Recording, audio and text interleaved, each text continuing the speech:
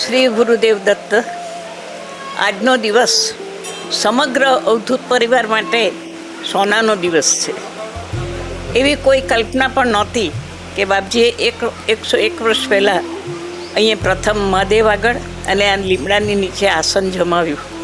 અને આજનો જે તમારો જે એપિસોડ જે જરાક જોયો તો કદાચ મેં દીકરાને બોલાવ્યો કે ભાઈ તું આ કેવી રીતે બરાબર બાપજી જે 101 વર્ષ પહેલાં આવેલા તે જ સ્વરૂપ. અને કદાચ તમને અતિશયોક્તિ લાગતી હોય તો મારા રૂમમાં તમે જુઓ એ ફોટો છે જ. એટલે એ આનંદ વધારે થયો મને કે આબેહૂબ બાપજી એ સ્વરૂપે આજે જ્યારે નવા બાળકોને એ સ્વરૂપ જ્યારે આજે તમે બતાવો છે. ખરેખર હું પહેલાં વિરોધી હતી કે બાપજીનું પાત્ર ભજવનાર આપણે કોણ, પણ જ્યારે આ જોયું ત્યારે મને પોતાને આનંદ થયો.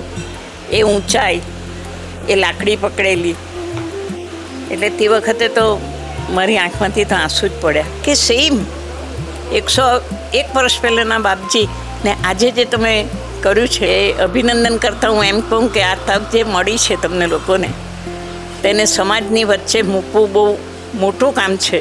પણ આજની ટેકનોલોજીમાં એટલું આપણને ભારી લાગતું નથી. પણ ખરેખર અભિનંદનને પાત્ર સમગ્ર એ તમારું આખું જે ઉપાડ્યું છે તેમાં ઘણા તો ગળથુથીથી બાપજીની પીધી છે. પાદરાવાળા દીકરો આપણો આ રાકેશભાઈ, આપણે આજે નવી પેઢીને જે કંઈક આપી જઈએ તો આ પિક્ચર થ્રુ જ આપણે આપી શકીશું.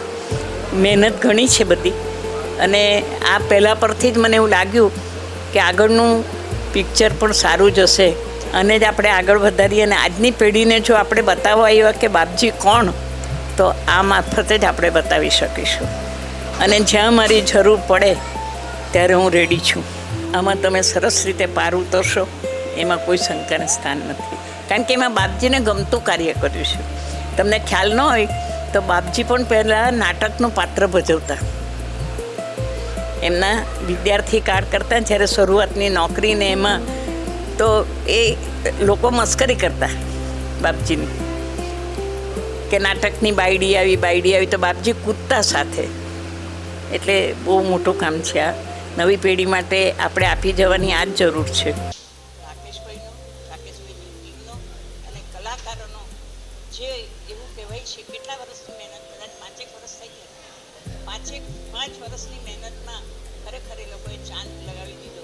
અને બીજું જોવું તો ખરા બાપજીની ઈચ્છા ગુરુ પૂર્ણિમાને દિવસે આ નાનું સરખું રિલીઝ કરવાનું એક યોગદાન એ બાપજીએ જ કર્યું. જ્યાં અમારી જરૂર પડે ત્યાં કહેજો. ગુરુદેવ દત્ત.